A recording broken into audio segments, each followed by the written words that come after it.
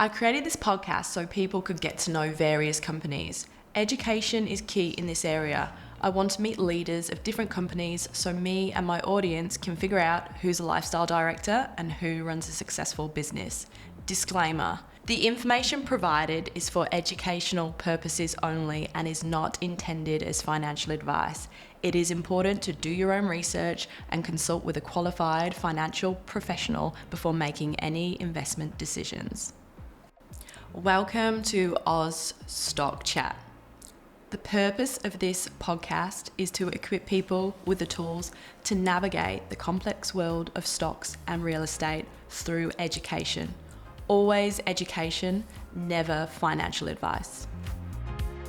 With me today is Dr. Mike Jones, Managing Director of Impact Minerals. Mike, thanks so much for joining me today. Yeah, thanks, Christine. Great to be here on our inaugural video on that stock check. So looking forward to it. Thank you. What are the current flagship projects that Impact Minerals is focusing on, and what potential do they hold? So we have two key focus points at the moment. The principal one is our Lake Hope High Purity Alumina project. I know we're going to talk about high purity alumina, but it's located here in Western Australia and it is already in pre-feasibility study, which means we're looking at all the technical and economic factors that are going to allow us to get into production over the next couple of years. And so we're going to see an incredible news flow from that, and all very exciting over that time. Our second project is actually also here in Western Australia. That is a more conventional exploration project. We're looking for nickel, copper, lithium and gold, the top four as I like to call them. And we'll be doing our maiden drill program on Arkan next quarter, and not exactly sure of the dates, subject to approvals. And so we've got our hands full with those two things at the moment. Brilliant summary, and I know a lot of my followers will be super interested in the lithium word in there. So what is high purity alumina? I can never say the word alumina.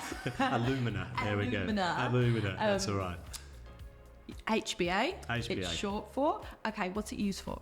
So there are two principal uses. So the first one, if you recall a few years ago, the Samsung phones were exploding in people's pockets, and we're all obviously aware as well that the Tesla batteries are sort of catching on fire, and that's a process called thermal runaway. And it means that the chemical reactions in the battery, and we all know batteries heat up, you know, when you take them out and when they're still being used, they're often hot. Yeah. And so HPA has a very high melting temperature, and it's also very chemically inert, and so it stops that heat build-up. But if that barrier breaks, then you get this thing called thermal runaway, and basically the batteries explode. And so HPA is a very important component of stopping that happening. So obviously that's an area of great growth at the moment. The second use, is a broader one, is actually in LEDs, so light emitting diodes. So most of the lights that you see nowadays have got HPA. It's also has very bright optical properties, and it's also used to make sapphire, which is used in LEDs. So most lights going in now, you're not allowed to put in incandescent light globes, hard to find them, so big growth in that area. And in fact in the US they actually banned incandescent light globes last year, so anything new going in is LED.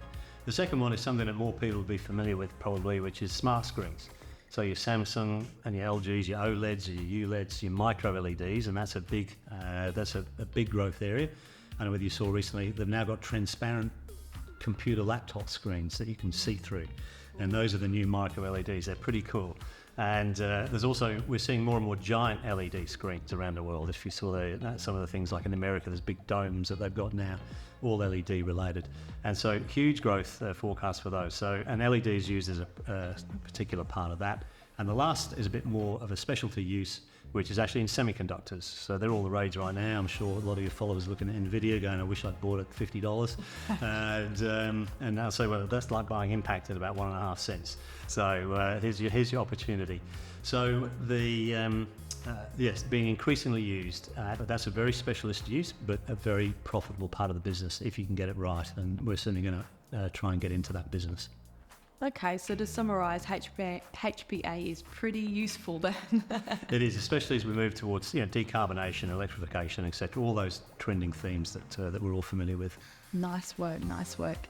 Your recent announcement revealed a breakthrough for producing HPA. Let's unpack that a bit. So our deposit, Lake Hope, is a very unique deposit globally. It occurs in the top 2 metres of a salt lake, basically in the middle of nowhere, south of Southern Cross, which probably 95% of your listeners haven't heard of, but it's 500 kilometres east of Perth. And believe it or not, in the top 2 metres of that lake is something in the order of $20 billion worth of HPA. It's a huge thing. People find it difficult to wrap their heads around about the value.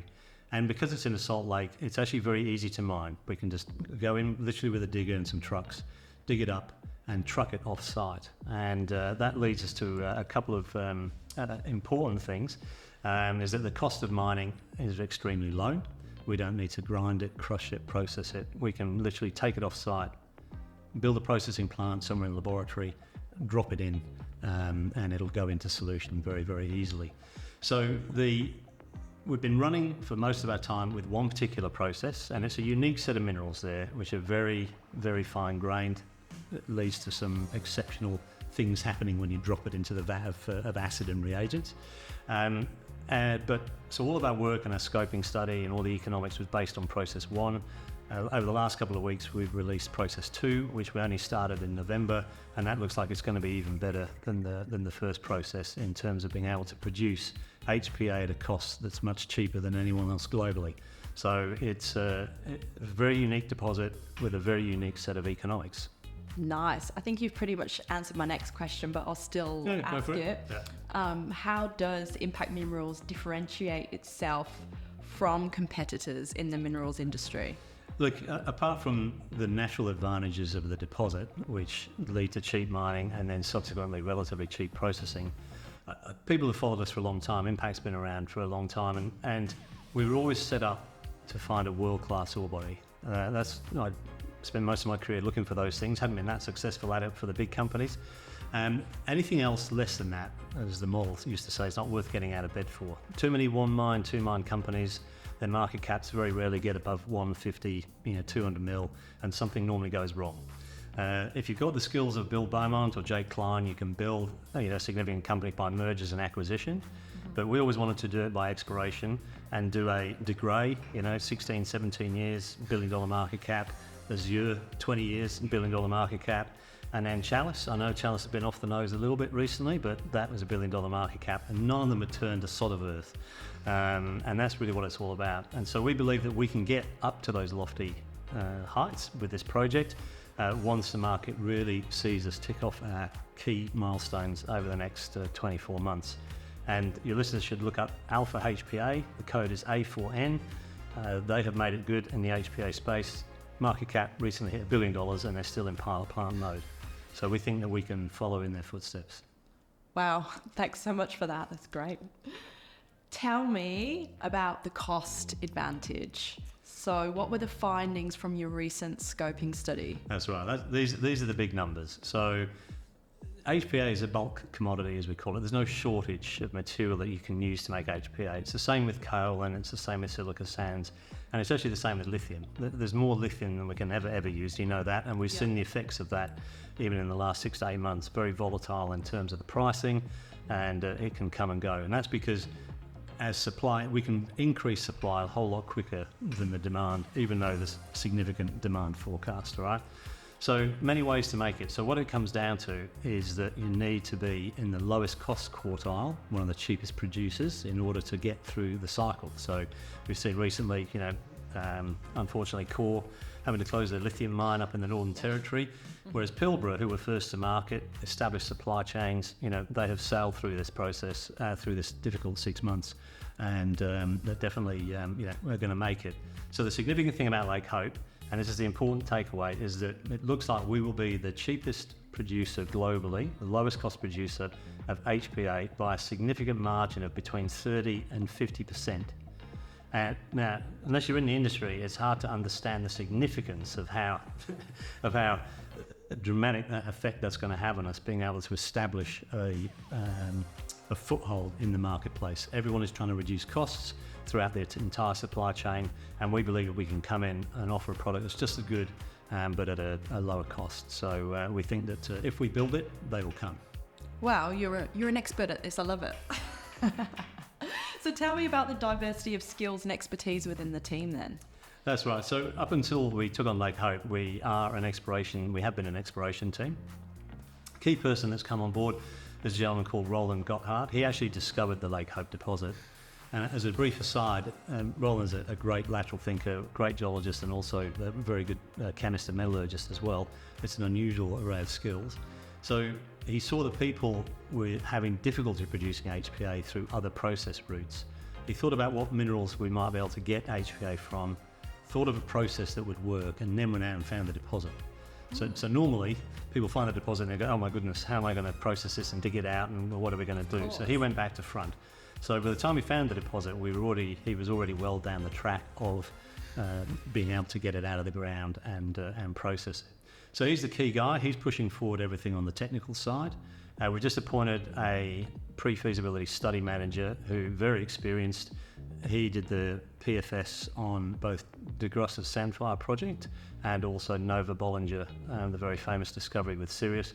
So that's a standout because they got from discovery to portal in 2.5 years, and one of the quickest ever approvals processes and whatever. And because of the nature of our deposit, our environmental footprint is literally minimal. It's minuscule. We're going to leave a hole 1 metre deep, and so we believe that we can get our approvals process also fast tracked. So we're looking to try and take on Nova Bollinger for the 2.5 years to get into mining. So 2 key players there. We've still got our exploration team. The capabilities we need to build out for HPA now are marketing. So investors should really understand that in our space, it's all about offtake agreement and getting long-term partners who are interested in the product and the specifications that you can give that. That's a capability we're currently building out right now, starting to knock on doors and starting to provide material that can go into testing qualification. So basically they'll stick it into their LED and turn the light switch on 10,000 times and make sure that it can work. And similarly, they'll put it into their batteries and make sure that it's got all the right properties in through there. So that's going to be a big focus for us in the back end of this year. It's a capability that we will need to build out, but we'd like to think we're well aware of our weaknesses, and my job is to make sure that they don't bring us down. So. Brilliant. So you've got a really strong, capable team, but you have a lot of experience yourself. So can you tell investors how your experience is perfect to spearhead the Impact Minerals team? Well, I've certainly had the perfect experience to lead the exploration team. So I started my career in a company called Western Mining Corporation, WMC. It was taken over by BHP. It was very famous in the 70s, 80s, 90s for a significant number of world-class discoveries, and I was mentored in looking for those things in that company, and that's sort of been part of my career the whole way. So I've actually yet to build a mine, and so my job is it's a learning experience for myself, but I'm also very aware that if I realise that I've reached the limits of my abilities and skills, then it'll be time for a more appropriate person to come into the job. However, I've always wanted to build a mine, so I will stay as long as I think that I'm capable of doing it. And that's all about making sure you've got the right people on the bus. And so certainly with Roland and the new PFS study manager, we've got 2 of the 3 key skills covered. Once I get a marketing person, we'll be pretty good to go ahead. And things can always take a different turn than you want, but the Lake Hope, the approvals process to get the mine going is probably going to be one of the more straightforward things at mining lease applications that there's ever been. And so I'm hoping that I've got at least that amount of skill to get us towards production. So we shall see what happens. Brilliant. And I think that makes investors feel a lot better that process is should be smooth sailing, which is what they'll want to hear. Certainly. We certainly hope so.